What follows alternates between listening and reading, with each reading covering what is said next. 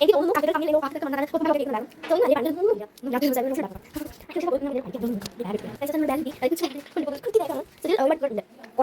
തമ്മിൽ സോ ഇതാണ് എൻ്റെ ബാഗ്.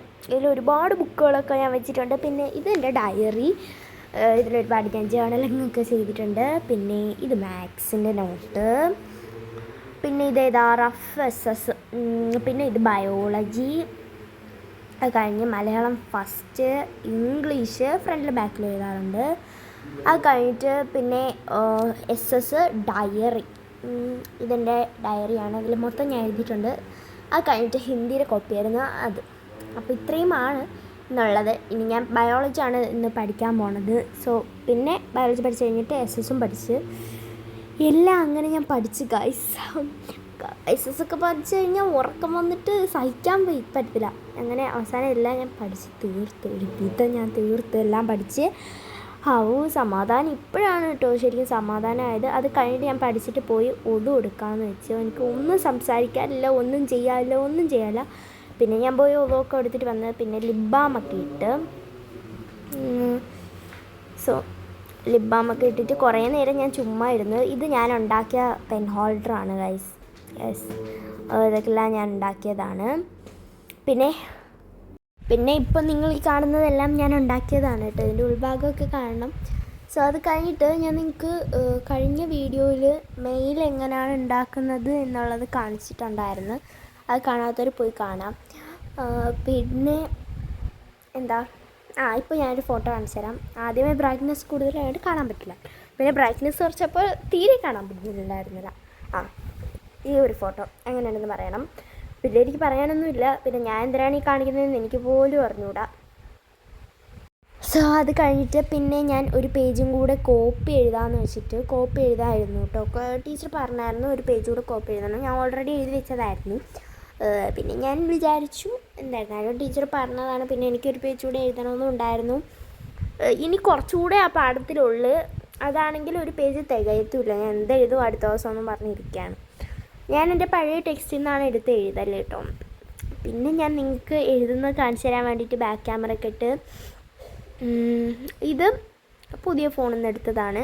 പക്ഷേ വേറെ കുറച്ച് ക്ലിപ്പുകളൊക്കെ ഞാൻ പഴയ ഫോണിൽ നിന്ന് എടുത്തിട്ട് പുതിയ ഫോണിലോട്ട് സെൻഡ് ചെയ്തതാണ്. ഓക്കെ, ഇത് നമ്മുടെ 7ാം ക്ലാസ്സിലെ ഡോൾസ് ജോണി എന്ന് പറയുന്നൊരു പടത്തിൽ നിന്ന് എഴുതിയതാണ്. ആ ഇപ്പം ഞാൻ എഴുതിയ ആ ഒരു കണ്ടോ, അത് ഞാൻ ക്യാമറയിൽ നോക്കി എഴുതിയതുകൊണ്ടാണ് ഒരു വളഞ്ഞൊക്കെ ഇരിക്കുന്നത്. ആൻഡ് എനിക്ക് ഭയങ്കര ഇഷ്ടമാണ് 4 ലൈൻ ഇംഗ്ലീഷ് കോപ്പി എഴുതാൻ. ഇംഗ്ലീഷ് കോപ്പി എനിക്ക് നല്ല ഇഷ്ടമാണ്. അതിൻ്റെ ഇടയിൽ വെച്ചിട്ട് ഈ വിളിച്ച് ഞാൻ അങ്ങനെ പോയായിരുന്നു. അതാണ് ഇപ്പോൾ ചെറുതായിട്ടൊന്ന് ഇങ്ങനെ കൈയൊക്കെ ഇങ്ങനെ വരും. അത് കഴിഞ്ഞ് പിന്നെ എഴുതിയൊക്കെ തീർന്ന്.